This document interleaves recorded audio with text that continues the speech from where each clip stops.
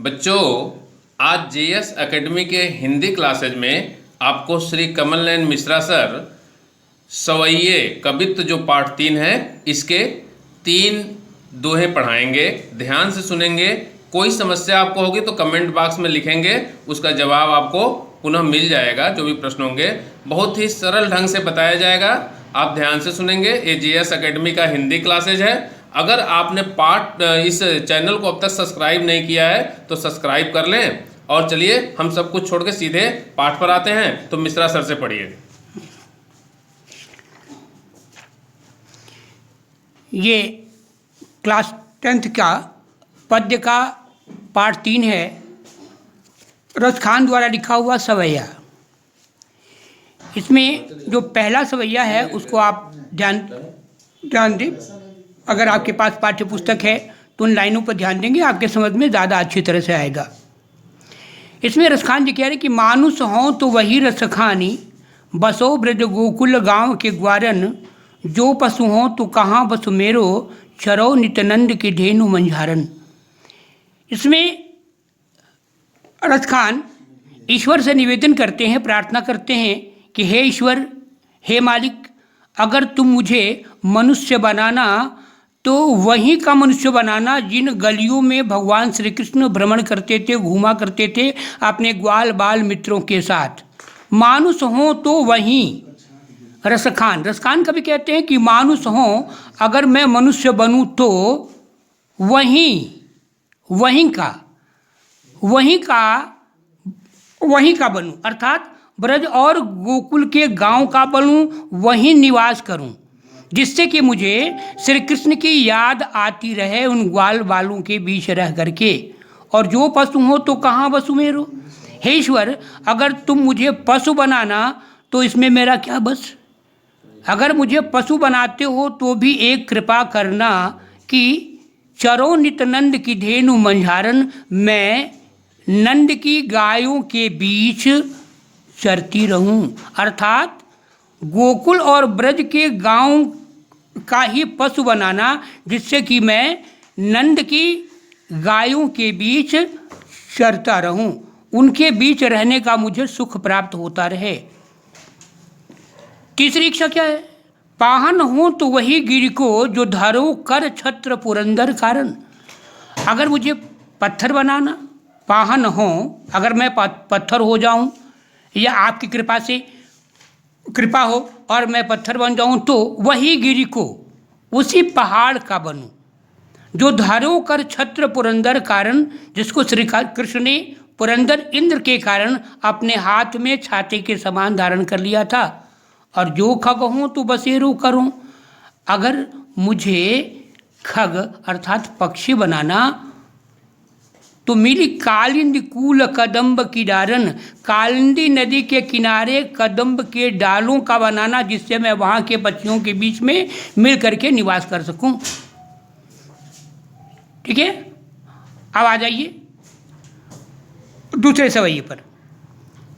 आज गई हुति भोर ही हों, रसखान रही वही नंद के भव नहीं। एक सखी दूसरे सखी से कह रही है कि आज गई हुति भोर ही हों। हे सखी, आज मैं बड़े सवेरे ही, आज गई हुति हूँ थी, भोर ही हूँ, बड़े सवेरे रही वही नंद की भव नहीं, नंद के भवन घर पर। हे सखी, आज मैं बड़े सवेरे ही नंद के घर पर गई थी। वाको जियो जुगलाख करोड़, जसोमति को सुख जात कहो नहीं। हे सखी, उनका पुत्र श्री कृष्ण लाखों करोड़ों वर्ष तक जिए और जसोदा के भाग्य का तो कुछ कहना ही नहीं। क्यों?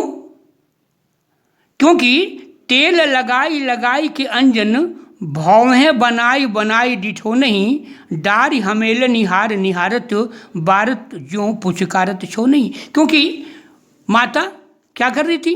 तेल लगाई के अंजन, माता श्री कृष्ण को तेल लगा रही थी, उनकी आंखों में काजल लगा रही थी, भौन डिठौना बना रही थी। डिठौना क्या होता है?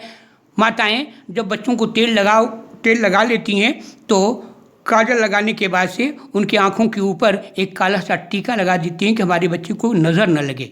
तो माता क्या कर रही थी? तेल लगाई लगाई कि अंजन, माता जसोदा तेल लगा रही थी अपने बच्चों को, आँखों में काजल लगा रही थी और किसी के नज़र न लगे इसलिए आँखों के ऊपर डिठौना बना रही थी। और फिर डारी हमेल निहार निहारत, करेंगी डारी हमेल निहार, अपने बाहों का हार उनके गले में डाल करके देख रही थी।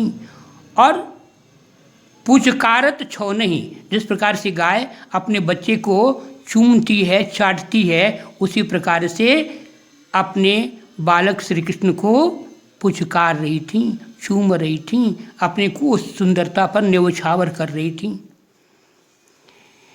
तीसरा देखिएगा, धूरी भरे अतिशोभित श्याम जूं, तैसी बनी सिर सुंदर चोटी। धूरी भरे, बालक जब धूल में खेलते हैं ना तो बड़े सुंदर लगते हैं, बहुत मन को भाते हैं। और तब जिस धूल लगने से हम अपने कपड़ों को साफ करके कहते हैं कि ये तो गंदा लग गया, लेकिन जब छोटे बच्चे धूल में खेलते हैं तो बड़े आकर्षक लगते हैं, बड़े ही सुंदर लगते हैं। कोई भी आदमी उसको अपने गोद में उठा लेता है, वो उनकी सुंदरता, वो उनकी अलग तरह की शोभा है।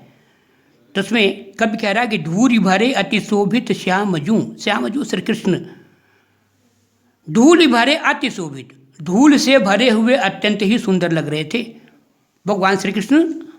अपने अंगों में धूल लपेटे या धूल से भरे हुए अत्यंत ही सुंदर लग रहे थे।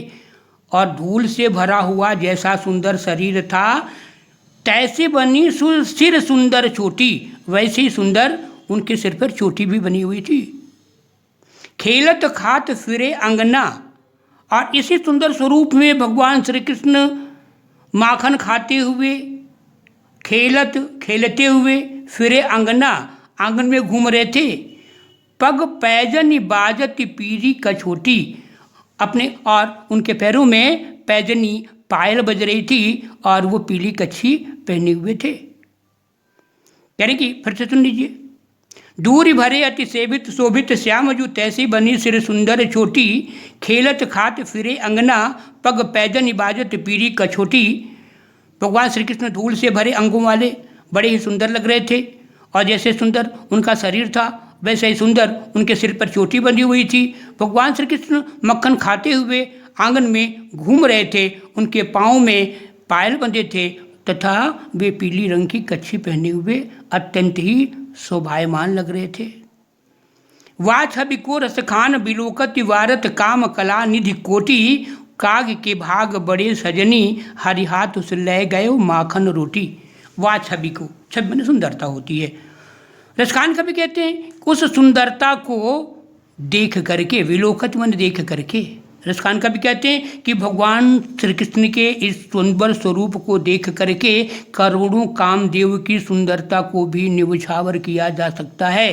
भारत काम कला निधि, ये निज कोटि, निज नहीं निधि, कला निधि कोटि, करोड़ों कामदेव की सुंदरता को इस सुंदर भगवान श्री कृष्ण पर न्यौछावर किया जा सकता है। और हे सखी, वो काग कौआ, काग के भाग बड़ी सजनी, हे सखी वो कौआ तो कहीं बहुत भाग्यशाली था जिस हरि के जूठा खाने के लिए, स्पर्श पाने के लिए, निहारने के लिए हम तरसते रहते हैं। हरि हाथ उसे ले गए माखन रोटी, वो तो श्री कृष्ण के हाथों में पड़े हुए मक्खन और रोटी अर्थात उनके जूठा खाने का सौभाग्य प्राप्त हुआ। ऐसे कि वो कौवा कहीं हमसे ज़्यादा सौभाग्यशाली है, क्योंकि उस कौवे को भगवान श्री कृष्ण को जूठा खाने का सौभाग्य प्राप्त हुआ। तो ये 3 सवैया था आज के लिए, फिर आगे आप उसके पढ़ेंगे आगे दूसरे दिन। धन्यवाद।